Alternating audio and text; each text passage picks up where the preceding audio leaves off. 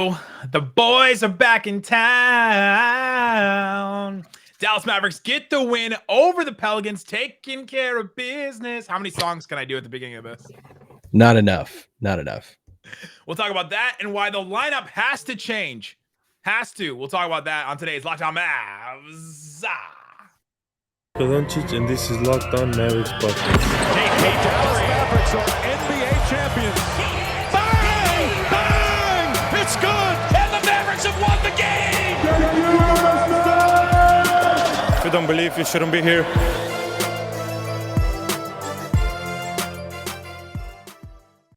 And welcome. You are locked on to the Dallas Mavericks. My name is Nick Angstadt, media member and coordinator for the Locked On Podcast Network. And joining me, as always, my co-host, contributor, writer at Mavs.com, the We-Back Boy, the One More Thing King. What you got for me, Isaac Harris? You're locked on the 7-3 Dallas Mavericks, third place in the Western Conference. Coming up on this pod, we're going to tell you why the Dallas Mavericks are headed to the NBA Finals behind Jason Kidd, Coach of the Year. Good morning, Isaac. 7-3 though. 10 games into the season. 12%. That's like what? 12% of the season? 7-3. Yeah. I don't even know what to feel about it, but they're 7-3, and this is such a weird team right now. I'm happy about it. I'm happy about it. It's such a weird team. We'll get into why it's maybe a weird team. We'll talk about the lineup. We'll talk about the game. We'll break that all down. Today's episode is brought to you by RockAutocom. Amazing selection, reliably low prices, all the parts your car will ever need. Visit RockAutocom and tell them that Locked On sent you. Also, thanks for making Locked On Mavs your first listen every single day. Remember, Locked On Mavs is free and available on all platforms, including YouTube, where you can watch us right now. Like and subscribe below.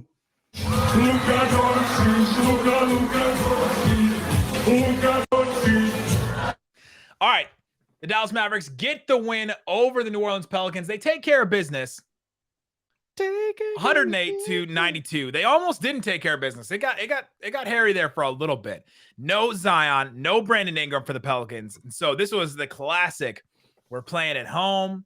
The team that we're facing is borderline like a G League team. This is like a trap game of all trap games for the Mavericks.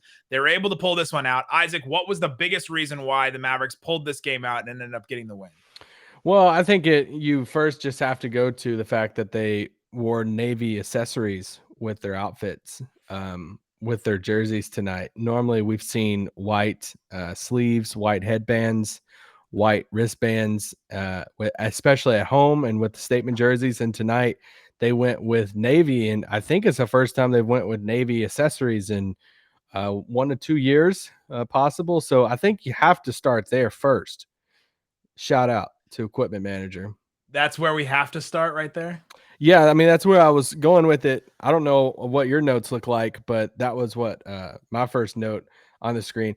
Actually, one of my first notes was, could we take this Pelicans team and fuse it with this Mavericks team? And I think we would get the role players that we want on this Mavs team. Look at that. We're watching on YouTube. You can see the navy sleeve right there for Brunson. Yeah. Navy sleeve. They sent navy leg sleeves. Just looks amazing. But if you fuse this Pelicans team, like the active roster tonight, with the Mavericks, would that not fill all the holes? You get Ingram and Zion, and then no, not those two guys. Oh, just the guys. Talking about tonight. Wouldn't Jonas, Temple, Josh Hart, wouldn't all three of those guys? Even Satoransky, all four of those guys would be great on this Mavs team. I don't think Satoransky would play. Okay. I'm not gonna lie. Jonas, though, I think he would add something to this. I freaking love that guy. Yeah, I thought he was pretty good. But all right, Josh Hart be great. Well, let's get into this game. So the Mavericks, they end up getting the win. I think the biggest reason why is because Jason Kidd finally went to Kristaps Porzingis at the 5. And the 2 times that he did that and went to KP at the 5, the Mavs went on a run. And both times they did that, they went on a run. They didn't play Powell. They didn't play Willie Cauley-Stein. They didn't play the Boban KP lineup, which we'll get into a little bit later. But when Kristaps Porzingis plays the 5, meaning it's Luka, Porzingis, Brunson, and either Dorian Bullock, some combination of Dorian Bullock, Tim Hardaway Jr., those lineups play really well. And those are the Mavericks' best lineups. They just are. We've gone over in the past why they don't do that lineup forever, don't do that lineup all the time. And it's because they're trying to preserve Porzingis. They're not trying to get him, hurt. They're trying to preserve him as much as possible so that he's not having to, bang down low with Jonas, and he's not having to try and get boards against Jonas Valanciunas for an entire game, right? Instead of just the couple of stretches that he does out there. Instead, they'd rather have him guarding Josh Hart and being guarded by Josh Hart, which was one of the weirdest looking things in this game. But I mean, KP was guarded by Josh Hart, who is 6'4". KP is 7'3". It was one of the weirdest looking things. And to be honest, I don't think he took advantage of that matchup very often in this game. Well, I texted you. I was joking about it because it was in the fourth. The game was pretty much out of hand, and Luka threw it down. He made it a point to throw it to KP, posting up Josh Hart, and Harp said on the broadcast, he's like, "Oh, you got to commend Luka on that for seeing the mismatch." I'm like, "Well, Hart's been on him the whole game, so." It's just something we've talked about with KP over the past few years that teams have been able to put smaller guys. I mean, I think Hart is a different level now. I was gonna say that may be the smallest guy that's been able to hold KP. Yeah, there's a difference, but it just shows you why didn't the Mavericks just post up KP every single time and say, "All right, take advantage of the mismatch," because it hasn't been a mismatch, and he just hasn't been effective in that. Where we've seen KP be effective, and it's wild even looking at KP's stat line tonight. It's like you watch this game, he went a huge stretch of the game where he didn't score, but he had a small stretch there in the first half in which he did get some buckets. You're like, let's go, and you feel confident. And then at the end of this game, he had 12 points, eight boards. And you're like, well, dang, I thought he would have at least 20. And it's like, it felt like, I don't know what that says or means, that it felt like a really good KP game and he only had 12 points. But he has these stretches where he just looks really good, right? And he looks locked in, and it looks like on defense, it's such a big difference between Dwight and Willie at the 5 and KP at the 5. Porzingis has been much better defensively this year so far from what we've seen from him. Just being in the right spot, contesting shots, staying with guys that, a lot better this season. And moving really well. I thought he moved really well in the Boston game, which I obviously didn't get the chance to talk about it. Maybe we can talk about it tomorrow. I got some thoughts on it, but he's been moving really, really well. Yeah, and the moving when the teams, try pick and roll against the Mavericks, the last couple of years, we've been like, oh, the Mavericks always drop. They play drop coverage where KP doesn't step up to the ball handler. He'll stay back a little bit. He's been able to hedge that and still drop, but he's been able to hedge that a little bit better because he's moving his feet better. And so you can see that it's a tangible thing we can see so far from him. And so he has these moments where he blocks a shot on one end, throws a transition, a pass out in transition to Tim Hardaway Jr., who then kicks it over to Bullock. And it starts things that are great in this game. He hits 2 threes in a row, then takes the heat check. You just start feeling momentum behind what KP is doing. He finishes the first half with 9 points, 5 boards, an assist, and a block. And you're like, okay, feeling really good about him. And then you don't hear from him until that, late in the fourth quarter, he finally hits that 3. Where honestly, he hits the 3 and he looks up to heaven and was like, finally, I hit another shot. And he just finished the game with 12 points. That was all he scored the rest of the game. But the Mavericks were able to get the win without him, being great down the stretch. But they did have that one stretch in the second quarter where he was really good. Yeah, I thought he looked great in that. Like we said, he went kind of scoreless there for a while, and then towards the end of the game, he came back, made a difference in that stretch there. But I think the story of the game for Dallas, I mean, gosh, you could push it for the season so far. I mean, Jalen Brunson, you can't hype this dude enough. But just the bench unit as a whole, I mean, you look at, I think it was Tim Cato asked Jason Kidd after the game what he thought about plus minus and all of that. And I have thoughts about that. We'll leave that for that. But however you feel about plus minus, Brunson was a plus 26 tonight in 30 minutes of play. That's pretty dang good. Frank was a plus 24 in 17 minutes of play. They're finding something with this bench unit. And as much as we liked Brunson starting, and as much as I was surprised, honestly, that they went back to Brunson coming off the bench, there is something to say about Reggie, Jalen, and Frank. I'm not putting Willie Cauley-Stein in that group at all. But those 3 guys, and especially when Maxey comes back, there's something about they're finding something in that second unit that's going to be huge for this team moving forward. Absolutely. We'll talk about that coming up. But before we do, let me tell you about Truebill. Do you know why free trials renew automatically? I'm sure you've subscribe to something, and then all of a sudden you're like, oh, I thought this was just a free trial, and then a month later you get a bill. It's a business scam to get out to get you. Don't let greedy corporations pocket your money. Download Truebill and take control of your subscriptions. Everything is subscription right now. We have a subscription for my dog right now. Like, my dog has a subscription right now that we love it. It's been great, but I have too many subscriptions at this point. Truebill is a new app that helps you identify and stop paying for a subscription you don't need, want, or simply forgot about. Honestly, the other day I realized I was still getting Paramount Plus.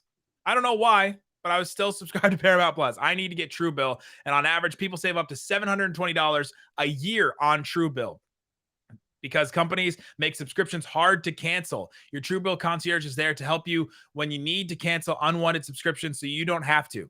Go download Truebill. It has over 2 million users, help save them over $100 million. Go download Truebill and go to truebill.com/LockedOnNBA. Don't fall for subscription scams. Start canceling today at truebill.com/LockedOnNBA. Also, check out Prize Picks. It's the best daily fantasy prop game on the market. You can go to Prize Picks right now, and you can pick the over-under for Luka Doncic. You can combine that with the over-under for Lamar Jackson touchdowns or Dak Prescott touchdowns. You can pick the under on that one because Cowboys, all that.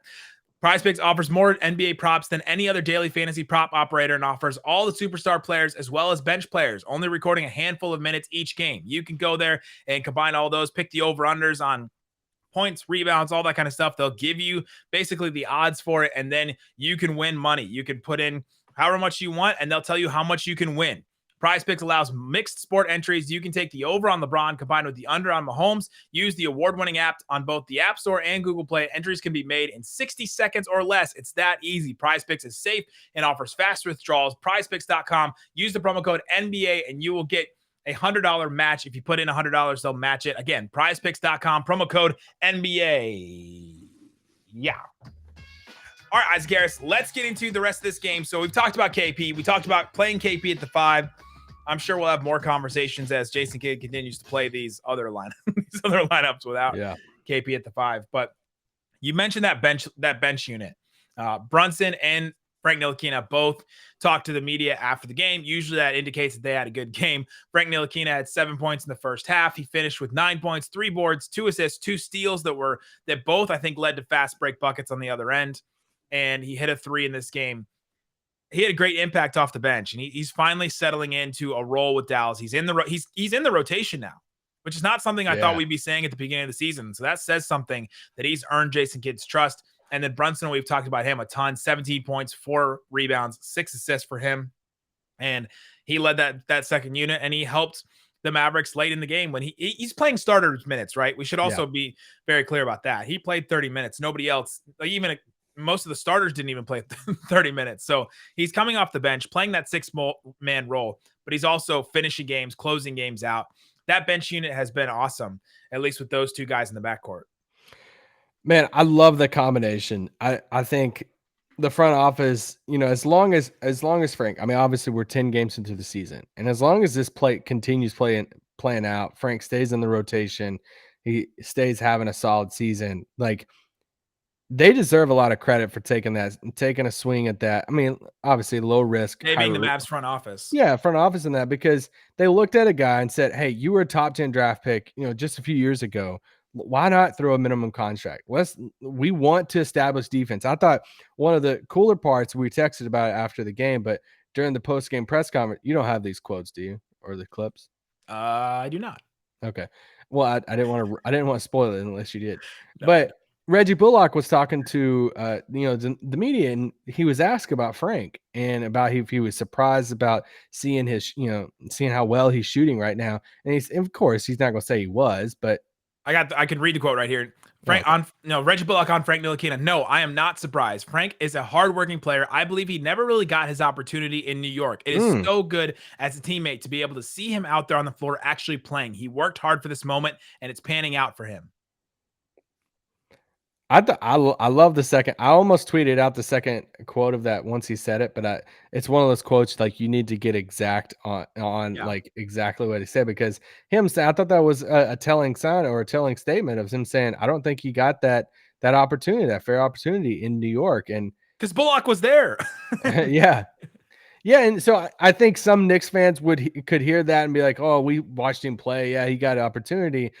I think there's layers to that Bullock quote too of, hey, the opportunity in this type of role, the opportunity to be able to have freedom when it comes to the offense. Maybe he didn't have that in New York, but I like that quote. And I like, he's obviously playing with a confidence now that he hasn't had before. We're seeing him being able to do some things that we haven't been able to see him do in New York. And his shot looks so much more like, and obviously I didn't watch every single minute of him in New York, but it does seem like his shot just seems so much more effortless to him this season. Not just confidence, but just, I don't know. I don't know if there's something in the motion, his mechanics they changed, but it looks so much more smooth. I think it is confidence because he's taking shots that sometimes we're like, all right, you're doing a little bit too much. We talked about that a couple of episodes ago where we're like, all right, Frank, doing a little bit too much, trying these pull-up twos. But he hit a shot again tonight where he missed a corner three. I think Reggie Bullock got the offensive rebound. He kicks it back to Ntilikina, who is not in three-point territory anymore. He's like a couple steps in, and he just pulls up and takes it. He's like, I'm confident in my jumper. I can take this shot right here. And I think that says a lot about the Mavericks coaching staff, the chemistry of this team, the trust that they show each other. Chemistry and trust and accountability are a bunch of words that Brunson was throwing around after the game too about this team. But yeah, I think it shows a lot about him. And again, we've only seen him for 9 games this season. He's playing like 15 minutes a game, but we've seen some solid stuff out of him. Yeah, for sure. And I love, we've talked about the combination between him and Brunson too, of having this, this bigger defender, his wingspan, we've talked about a million times, was one of our biggest takeaways from media day when, we got a chance to talk to him, and, him walking away. It's like, oh my gosh, your arms go past your kneecaps. Like it high-fived me from like a different room. Yes. It's like Gumby or something. Like it's insane, but I'm happy for him. He seems like a super nice kid. And I mean, you really can't hype up Brunson. Oh, another thing about Frank, Bullock said that, he did like make a phone call. He did reach out to him. He said when he had heard that Frank was, in play for Dallas. Yes, in play for Dallas, he reached out to him. He was like, hey, I know what we're trying to build here in Dallas. Thought he would fit, and bam, it happened. But to Brunson, I mean, there was just, I tweeted out I tweeted out tonight of like, man, just the season about JB, but it wasn't even after he like scored or had a big play. It was just watching him orchestrate the offense. I think it was Bullock, if I'm not mistaken, who called him the head of the snake in the second unit after the game tonight too.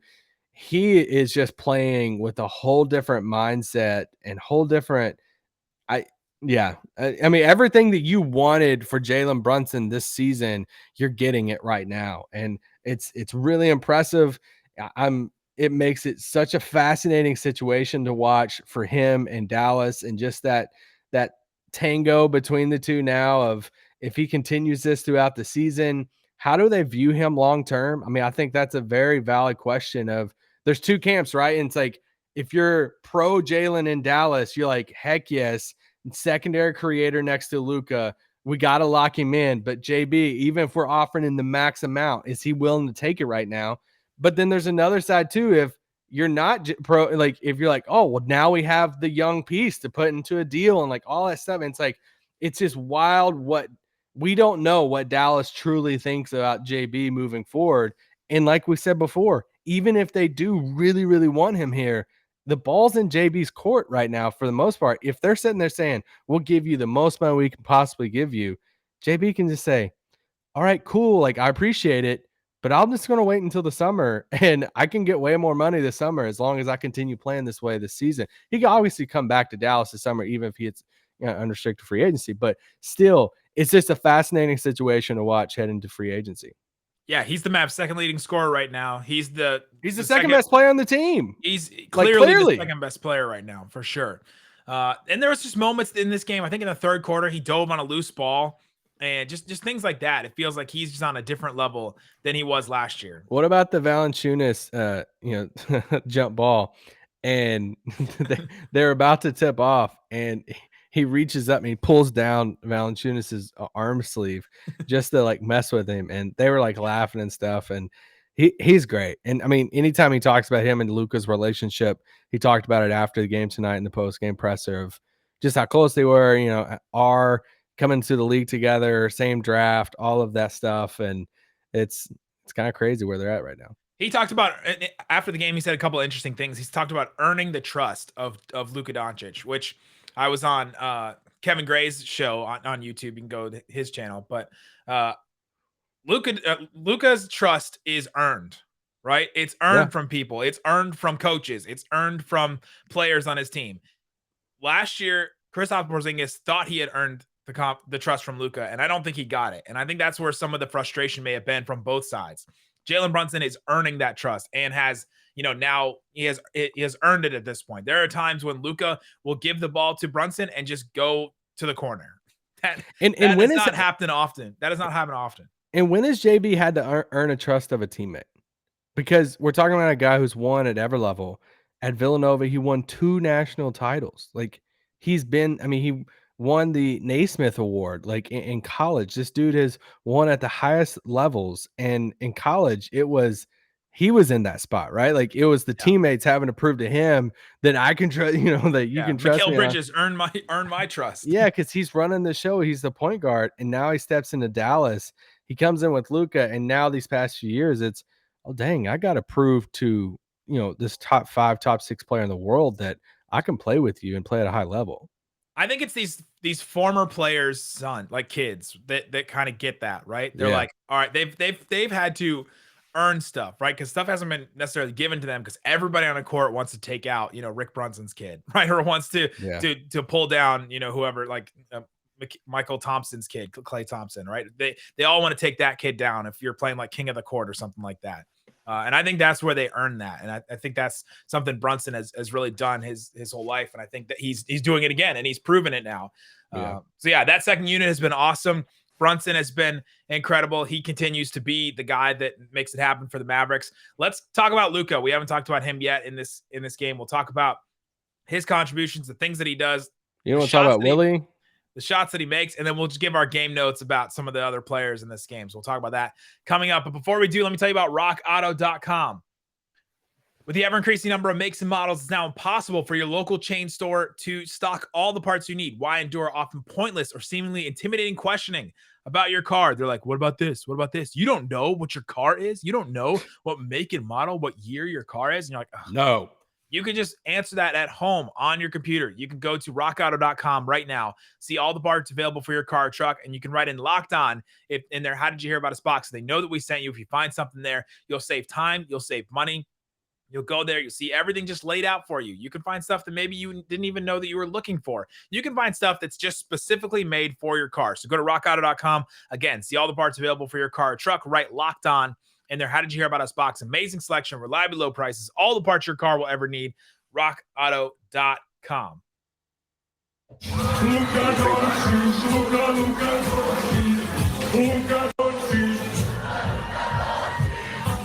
That works as bumper music too. There you go. All right, Isaac, let's get into Luka Doncic in this game. Luka leads the Mavericks in scoring. It's kind of one of those things where we could lead every single show with Luka, right? Yeah. He just he makes all of this happen. He makes everything possible. Without Luka, this team would be looking a lot more like that Pelicans team that the Mavs played tonight. He finishes the game with 25 points, 5-5. He now has the most 25-5 games in Dallas Mavericks history, which is insane to think about. About already that he's at that point. But there are just times and moments where he just is like, I'm going to take like 2 or 3 shots in a row and just hit these. I'm going to hit really tough, impossible shots around Jonas or out on the perimeter. And he's like, I'm just going to take over for a couple minutes. Yeah, it looked like Garrett Temple was chirping with him a little bit tonight. And Lucas is like, bro, you can't guard me at all. Like you're a fun like role player. You're a cool vet and people respect you, but you cannot even tie my shoelaces right now. And I mean, it felt like he could score on him whenever he wanted. And I like Garrett Temple a lot. There was a moment in the fourth, the game was already over with, and Valanciunas got switched on him. And to see Luka's face, and when Valanciunas got switched, he just started laughing already. It looked like, they clearly have a relationship. I think they were dabbing up talking after the game and stuff. But I mean, he just started like laughing, and he just started like doing between the legs, backing up to the 3-point line. looking at, Valanciunas, and he just drains the three right in his face. And that's just the entertainer he is. Like he is, I think that's the best word since the day he stepped into the league. It's the best word I think you can describe him as, not just a basketball player, but everyone's a basketball player. Take a drink when Jason Kidd calls someone. That's our new thing. After the game, Jason Kidd called Jalen Brunson. He's not a six man. He's a basketball player. When somebody asks him that question, that's our new drink word. It's our new drink. Nick and I have been texting about it. He uses it a lot, like in any time he talks to me. It's like either practice, post game, pregame, whatever it is. So I thoroughly enjoy that. But he's an entertainer. That's just what Luka does. He's so much fun to watch, and he controls everything on the floor. And he had 25 points tonight. Case in point why, plus minus isn't everything. He was a -2 tonight in that. But 10 of 21 from the field, and he was 40% from three tonight, 2 of 5. Yeah, the Mavericks are 7-3, and he's like on average a -7.5 and plus minus on average for the season. So it's like this is just a weird. Mavericks as a whole, they're what? Minus. He's also third in the NBA in potential assists, and the Mavericks are basically wasting 10 of Luka's passes per game. He should be leading the NBA in assists by a lot. I do want to give a shout out to the guy who tweeted at us tonight and said, "Hey, who'd you rather have, Reggie Bullock or Josh Richardson?" I couldn't tell. I'm all about sarcasm on Twitter. I couldn't tell if that was sarcastic or not. I'm gonna write it up as sarcasm. Yes, Reggie Bullock, 100%. All right, let's go around the rest of the team. What are the other things we saw? Dorian finally hit a couple of threes. Really good to see that. Bullock finally hit some threes. He was 2 of 3. Dorian was 2 of 4. We finally got to see that. Dwight set some good screens. Dwight did set some good. He had 5 offensive rebounds. I thought he had some really good offensive rebounds in this game. If we're going to say something positive about Dwight, he had some good passes as well. He had 3 assists. Yeah. Outside of that, he missed 3 threes. I will say this is another way he helped the team.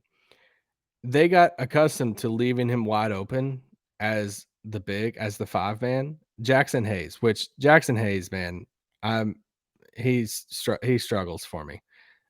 He just seems so lost, and it seems like he has so much athleticism, but he seems so lost out there. But he was guarding Dwight and just leaving him wide open, just giving him a million feet. I'm like, okay, right move. But then they bring in KP and he leaves him wide open. KP hits 2 threes, and it's like, so thank you to Dwight for getting the defense like accustomed to how to guard the 5, to when you leave the game, then their mind is still there, and it allows KP to be open for his 2 threes.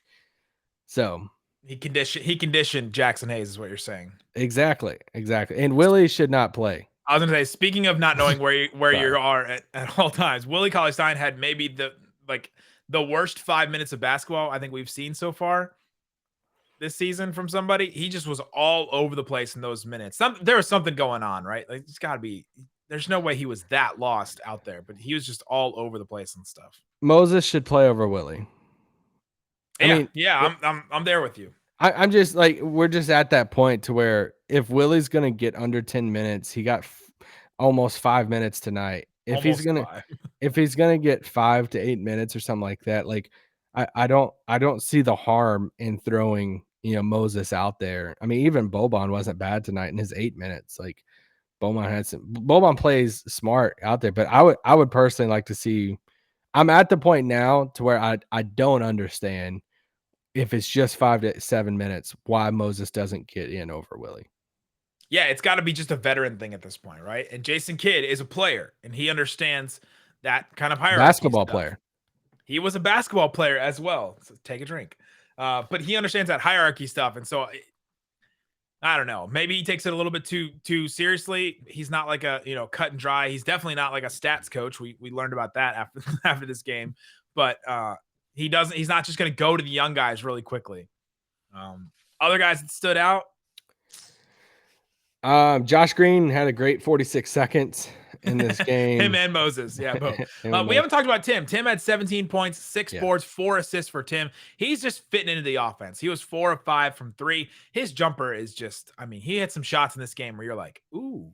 I don't think I've ever jumped high, like I don't think I've ever jumped as high that he does on a jump shot of anything in my life. Yeah, I don't think Like that a either of running us could. start, like I don't know, but he jumps so high on his jump shots, and I love it every time.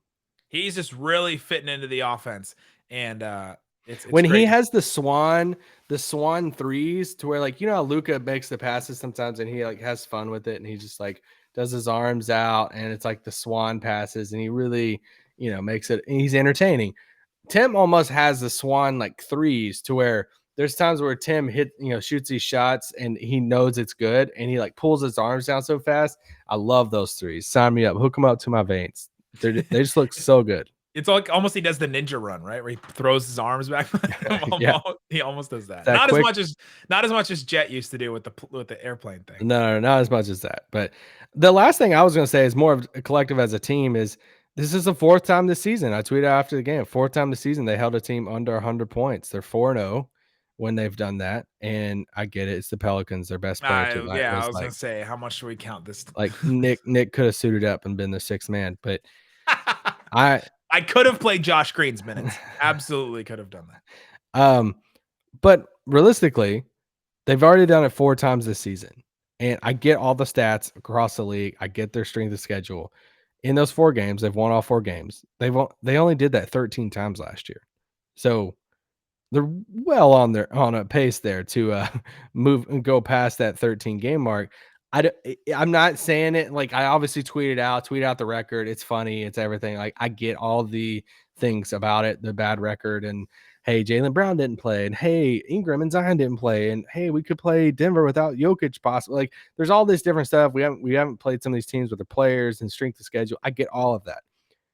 But I do think there's something. It's not everything, but I do think it's something. I do think the defense is a little bit better this year. 10 games in, I am impressed by it. I do think they're trying harder. There's just something about the defense I like better. It's 2 things. The personnel is a little bit better. You bring in Sterling Brown, you bring in Reggie Bullock, bring in Frank Ntilikina, right? He gets play as well. Luka's been solid. Porzingis, that's been the big difference. The way he can move his feet, I think, has been he missed like 5 games though. But in the games that he's played as well, in those games, that's been the big difference to me. At least if we're talking about just marginal differences, those are the things. And then obviously opponent, right? Because like he talked about, the opponents the Mavs have played so far have not been maybe the best of the best. Don't tell them.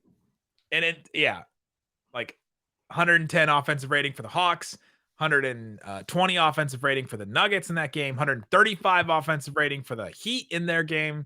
Even that Celtics game, the Celtics had 114 offensive rating. So those are all really good. And those are the only like good teams the Mavs have played so far, and they did not defend them very well. Yeah, and coming up, I'm sure we'll talk about it tomorrow night, but coming up on Wednesday, the big test, like they play Chicago in Chicago. Chicago just beat, Brooklyn by over 20 points, last night. Big win for them. They look legit.